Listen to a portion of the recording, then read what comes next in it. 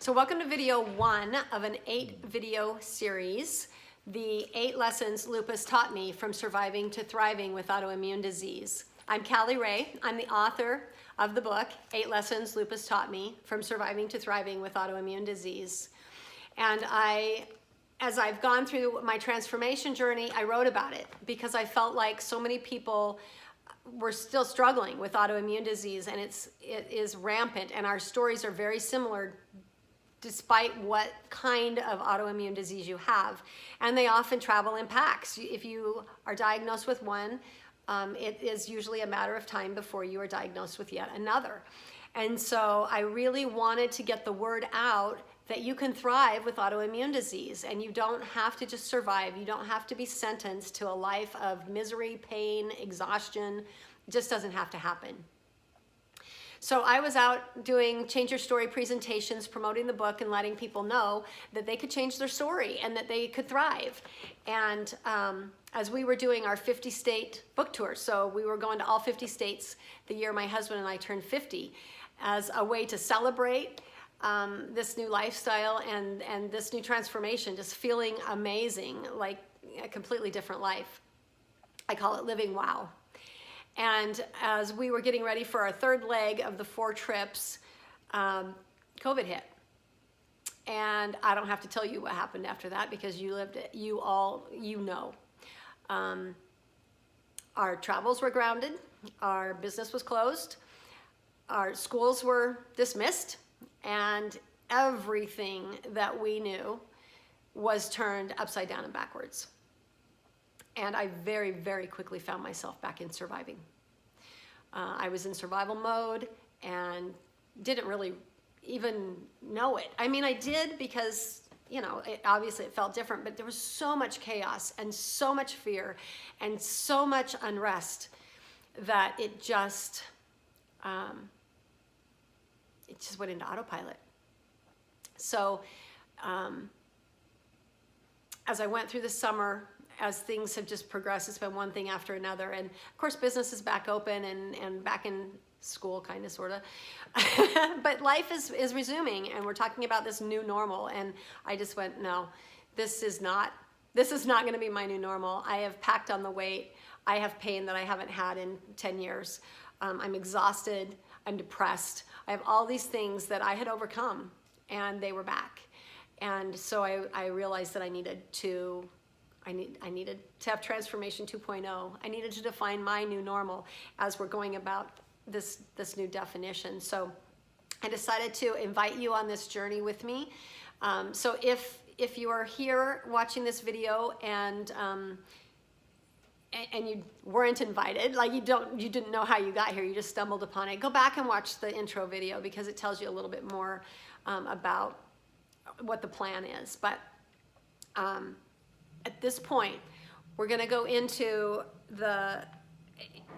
it's kind of change your story 2.0 as well. Instead of doing it in person and going around city to city, I'm going to put these 8 lessons, I'm going to do it chapter by chapter, lesson by lesson, each video. And so today's is your genetics are not your destiny. Let me find it here. I had it marked and then I lost it.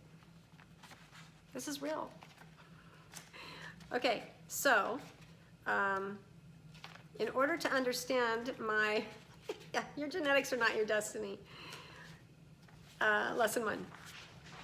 So in order to understand why in the world I would even think that your genetics could be your destiny, I'm guessing if you are over the age of 25, you've probably said the terms,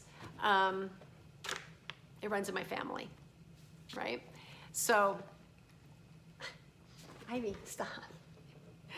So now we understand a little bit more about genetics than we did even a decade ago. We understand a lot more, actually, but it's still pretty common knowledge. And when I think, oh, everybody knows this now, I don't need to teach this, I realize, yeah, there's still a lot of us who have these beliefs. So as I was coming into my 40th birthday, my beliefs were very much a part of me from my upbringing. And my family was pretty typical American middle-class family, but my genetics were a mess. My genetics were a mess. So when I'm doing the presentation, I have pictures of everybody, so I didn't bring them today. I just wanted to tell you my story real quickly. So my grandfather had a history of multiple heart attacks. And as a young child, I don't really remember how many heart attacks he had, but I just remember that, Grandpa had another heart attack. He's in the hospital. And it wasn't anything that was like earth-shattering because it wasn't the first time. So we just kind of went on and, okay, that's what grandpas do. Grandpas have heart attacks. That was my belief. And then he finally passed away at age 72 from his whatever number heart attack. Multiple, like, I don't know, 7, 8. And then fast forward, and my dad, who was not like his father, he was always healthy. I don't remember him ever even missing a day of work. And certainly not ever having hospitalizations or heart attacks like his dad. So he came home from work one weekend, and like a Friday night after being out of town working, and came home and wasn't feeling well. And Mom said, you should go to the hospital. And he, of course, said, no, I'm not going to do that. That's not what healthy men do, right? That was just his attitude, no. And so my mom, being the woman that she was, the next day when he had a eye appointment, she ended up taking him to the ER instead of his eye appointment. And sure enough, he was having a heart attack. And so again, my belief is people have heart attacks and no big deal. He is his father's son, and this will probably be no big deal. He'll come home like his dad did. He was 56, and a couple days later, the day he was supposed to come home from the hospital, we received a call that he had an extension of his heart attack and had lost his life. He had died. So at age 56, my dad died from his first heart attack. So that kind of rocked my belief system a little bit about hearts and health, and realized that there was a pattern in our family, and it really shaped my belief system of health and what I was destined to have. So then, again, fast forward a few more years, and my older brother, came home from work, just like my dad did. And he too had been a pretty healthy guy, just a hard worker. They just don't stop. And he had come home from work with flu symptoms. He did not feel well. And so they called, ask a nurse.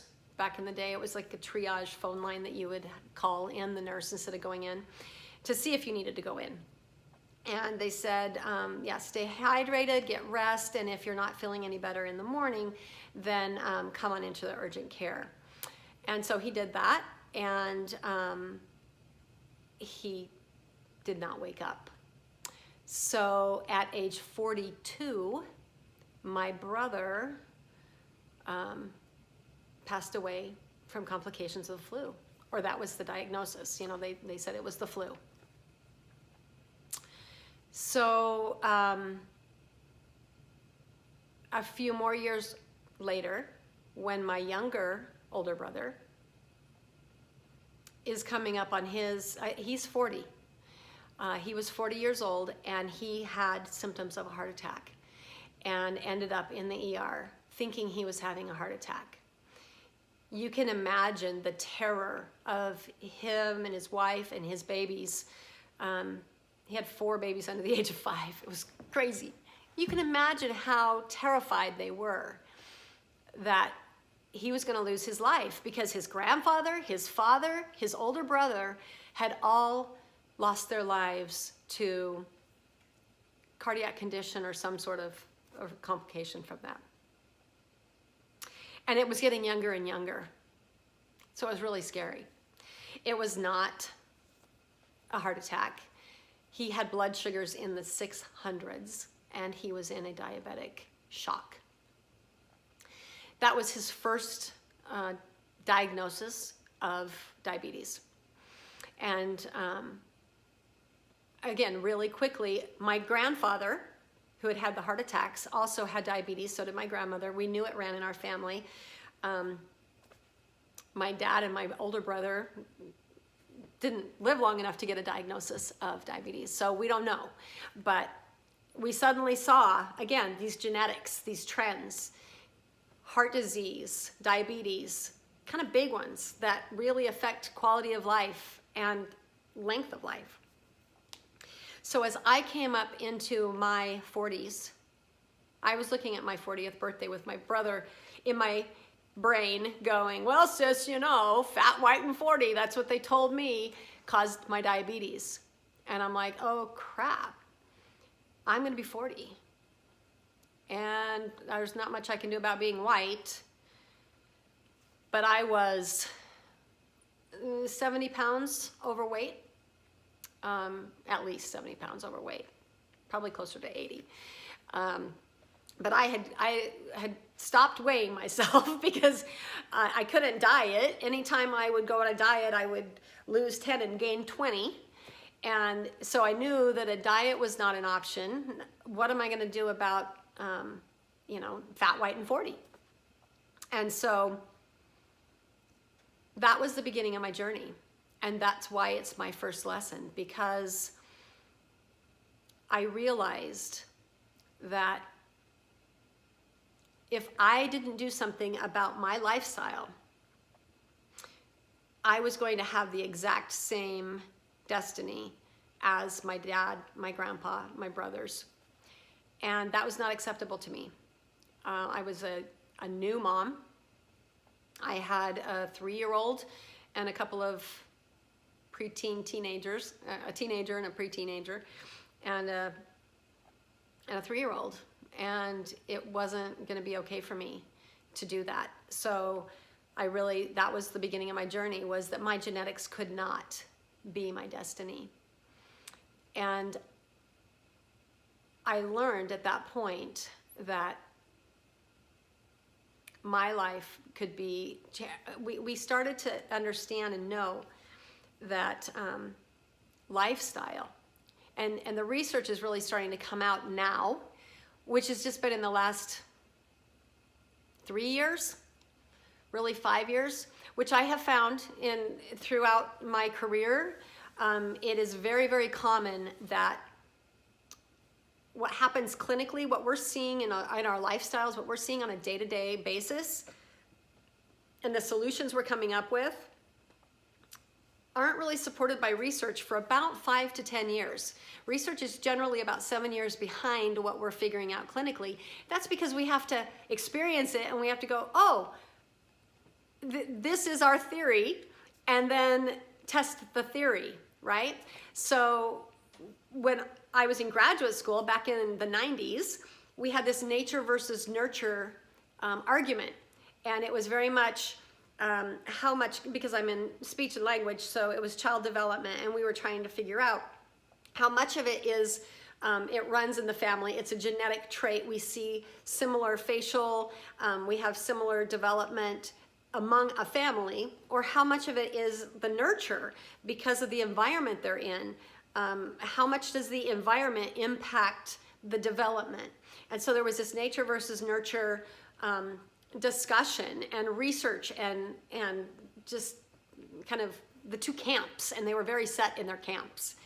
Well, now, 30 years later, we know that the research is telling us that nurture, our environment, our lifestyle trumps our genetics.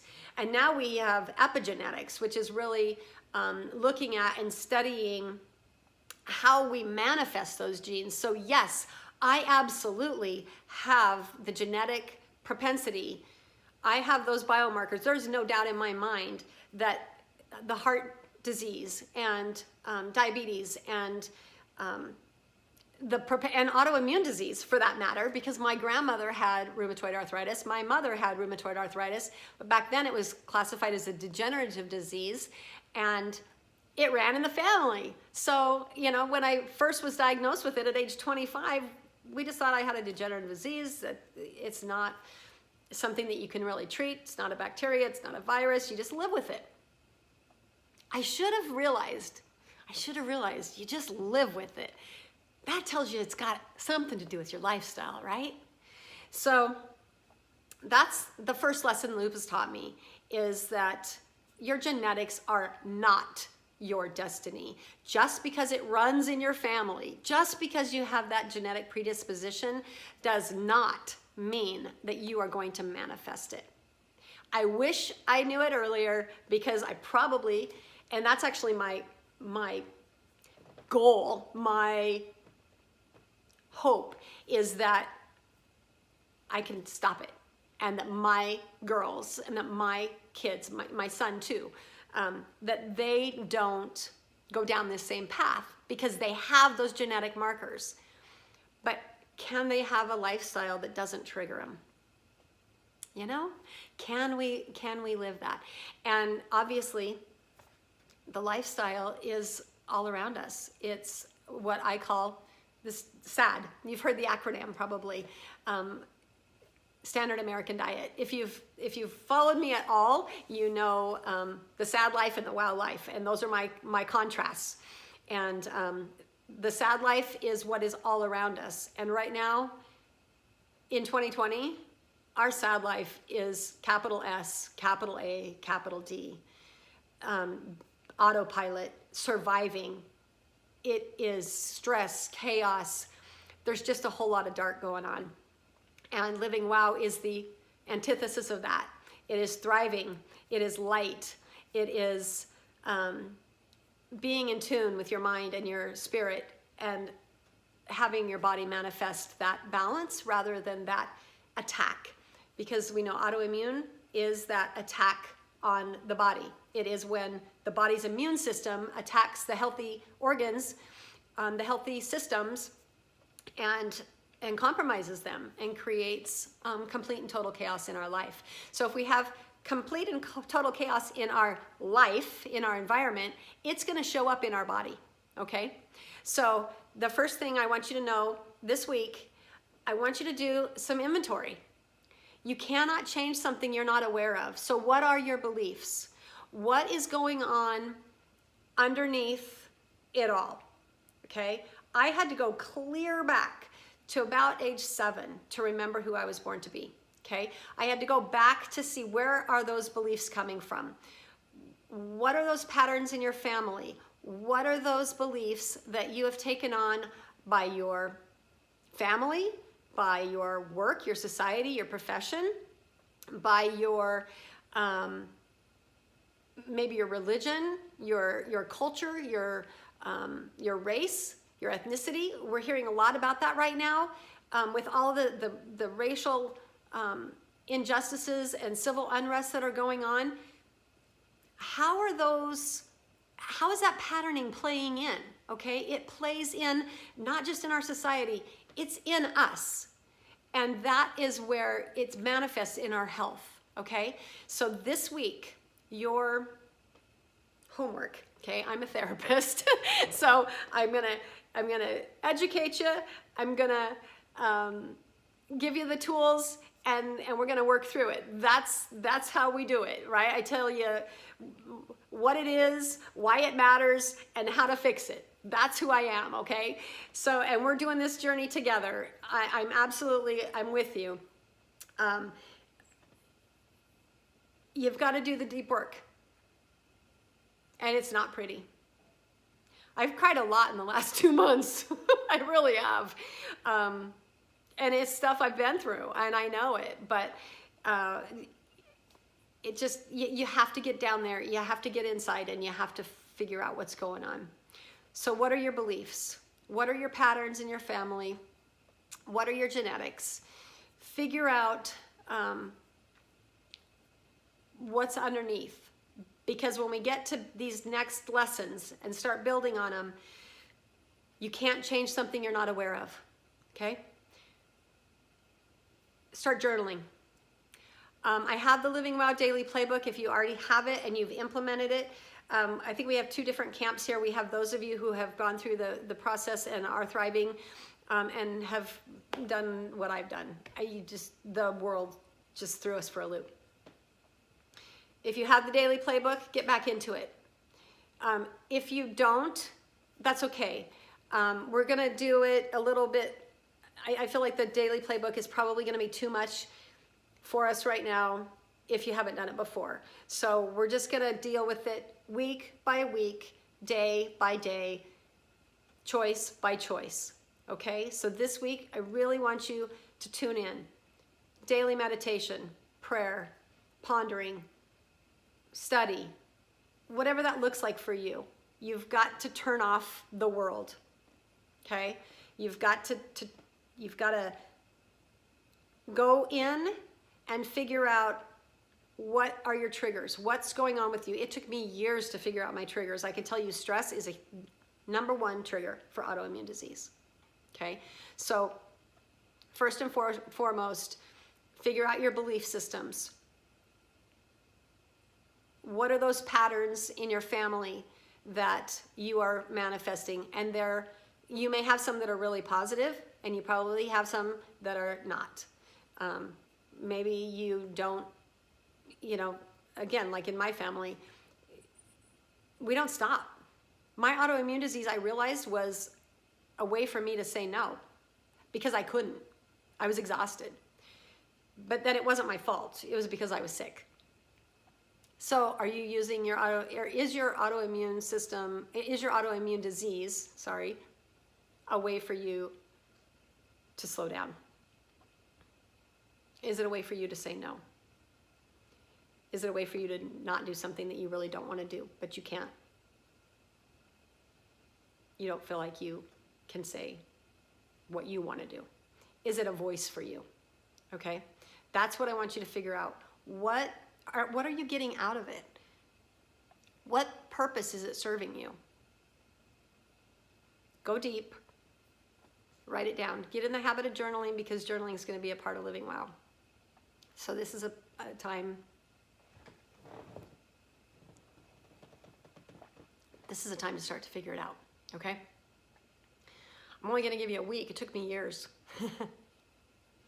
But we'll go back to lesson 2 next week when you've got some awareness and understanding. Genetics are not your destiny. All right. Well, Ivy says goodbye. We'll see you in video 2. Video 2, lesson 2.